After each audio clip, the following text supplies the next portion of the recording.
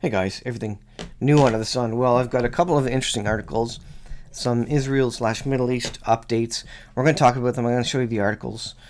The first one, actually, the second one, the main point of this video, is that Russia now has direct military positions on the Golan. Now, isn't that interesting? Because we were just talking about Iran being afforded positions along the Golan, along the border with Israel, though 75 kilometers out. Now, all of a sudden, we're speaking of Russian military in Syria. And where did this come from? We knew Russia was in Syria, but they weren't, they didn't have specific spots on the ground. They didn't seem to have troops overtly on the ground bordering Israel. And now apparently they do. Well, we're going to take a look at that article in a second. The first one is from timesofisrael.com. Netanyahu warns that Israel will stop any Iranian attempt to close the Red Sea. After Yemeni rebel attack on Saudi tankers, the Prime Minister tells graduates of naval commanders course a determined international coalition would act against Tehran. So we have a building situation there where Israel is totally involved here. And possibly mainly because it's against Iran, so maybe they see it as a good a situation, good opportunity to really add or put together a coalition against Iran. Whereas if they were just battling Iran because Iran wants to destroy Israel, maybe they wouldn't have that coalition. So interesting strategy here. Prime Minister Netanyahu warned Iran on Wednesday that Israel, together with an international coalition, would not allow the Islamic Republic to close a key regional waterway. And this is a clear and present danger currently in there as Iran is looking to basically change the balance of power and threaten other world powers. Yes, to correct my statement, I didn't mean to suggest that all the oil goes through there, but if that is blocked, then all the oil in the world would have its price change. The whole oil market would be in upheaval because of that, and we would see significant increased prices, and also the increase in potential war, which would increase oil prices again for the remaining quantity that's out there.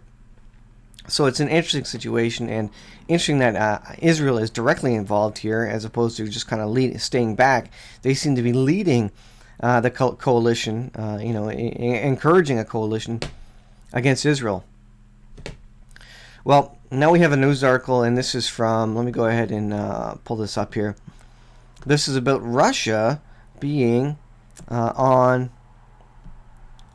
the Golan border. And this is an interesting escalation because we know that a big player in Ezekiel 38 is Russia. There's a coalition that includes Iran, but Iran's already in Syria. Troops on the ground. We know that. That's common knowledge now.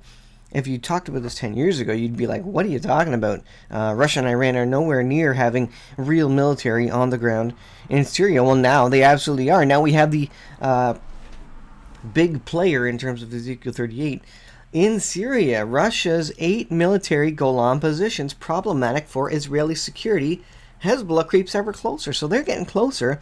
Israel seems to be acquiescing and basically letting Russia in there, even though they've had lots of discussions saying that we're never going to let Iran be in Syria. But now Russia's all over the place there. And I think this is a pretty fascinating eschatological development because it speaks completely of Ezekiel 38. Now you can see not only is Ezekiel 38 on the move, that the partners are allies, the players are allies, but now you can see they're actually moved into position with military assets.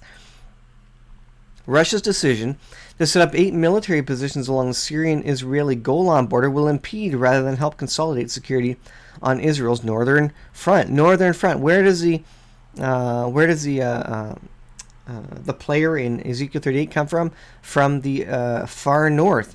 And so this is on Israel's northern front. The positions will be manned by Chechen recruits in Russian uniforms. They will serve alongside UNDOF, which monitors the buffer zone without legal status. They may be a mere formality until they are called into action. So these are troops on the ground controlled by Russia that, if needed, could switch into full offensive mode. What will Israel's government and military decision makers do if the Russian orders to their unit run contrary to Israel's security interests? Now you have the real potential for Israel hitting and killing a Russian officer. And maybe this is why Russia's putting themselves between Iran, Syria, and Israel, because it knows that they've already put the red line out there that if you kill a Russian serviceman, we will bring our nuclear weapons to bear on you. And that's in addition to killing allies, Iranian allies. So now they've put their soldiers on the ground in between the fight. So it's basically inevitable that one of their servicemen is going to be injured or killed in the scuffles. I don't know how Israel now can prevent against that very easily, because they're hitting Hezbollah and the terrorists, I guess, in Syria and Syrian forces, etc., just trying to protect their sovereignty. And now if a missile goes astray and hits a Russian serviceman, that is Russia's cue to say, oh, you crossed our red line because we put our troops in your path, and now that red line is crossed. Now we're going to come to bear on you with nuclear weapons. That's exactly what Russia's red line was, spoken of by Putin. So this speaks of effectively World War III. What will happen if the IDF needs to cross into the buffer zone to terminate illicit Hezbollah and pro-Iranian Shiite militia incursions? And this is what I'm talking about. This means that they're in direct confrontation with Russia now. This is putting Israel into a significant corner. I think this is well outside of what they wanted to happen, and now they're not going to have any choice. They're going to have to act. They're going to have to do a major deployment in Syria. I think they're painted into a corner now. They don't have any options. Iran and Russia are now firmly seated, firmly planted in Syria. I think, like I say, Israel's out of options here. They've tried to talk to the nations, specifically Russia. They've told Russia what the red line is, and now basically both countries are painted into a corner. And what's going to happen is Isaiah 17, probably first, destruction of Damascus. When Israel has no further option, they need to get Bashar Assad out of there. And then Ezekiel 38, likely caused by a serviceman of Russia being killed or injured. And that's Russia's red line crossed. And then Russia attacks Israel with Iran and the other allied nations in the Ezekiel 38 battle. And you have this end-time prophetic war all of a sudden. So, I mean, it's incredible. Like we were talking about, Russia having its air force in Syria, and we thought that was it. We thought they were poised and ready to attack Israel at that point. Now, they actually have positions set up all along the Golan Heights, and even closer, more dug-in situation, and even more ready for Ezekiel 38, basically. It's incredible how close we are to Ezekiel 38. It says, since Vladimir Putin's senior advisor on Syria is so free with falsehoods, how can Israel risk entrusting its security in the Golan buffer zone to the hands of Russian military police force? And I don't think they can. I think that's what happens in Ezekiel 38. They cannot trust Russia. Russia is setting themselves up to have an excuse, basically, to march on Israel. I think that's what this all is. It's not to support Syria. It's not to support even Iran. I think they're setting themselves up. They're saying, look, here's our red line, and we're going to put our military, our servicemen, in the line of fire so that you are forced to cross our red line at some point, by mistake or otherwise.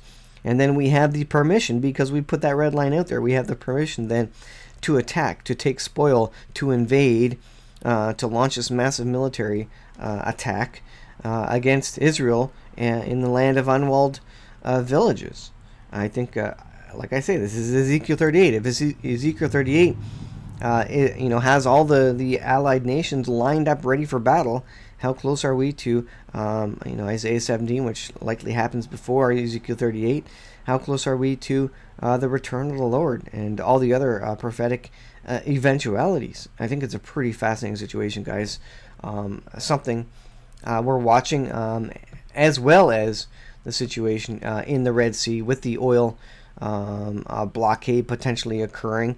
What does this trigger? Does this trigger Israel to go into Iran and drop some weapons on some nuclear facilities because Iran is blocking the strait, and then Iran and Russia say, you know what, because of this, we're going to go into Israel. I mean, there's so many hooks in the jaw potential here for World War III, for these end-time prophetic battles.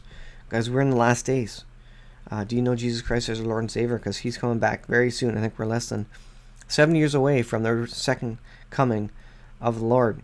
And my timeline could be off, but I think we're definitely less than 10 years at this point from the second coming of the Lord.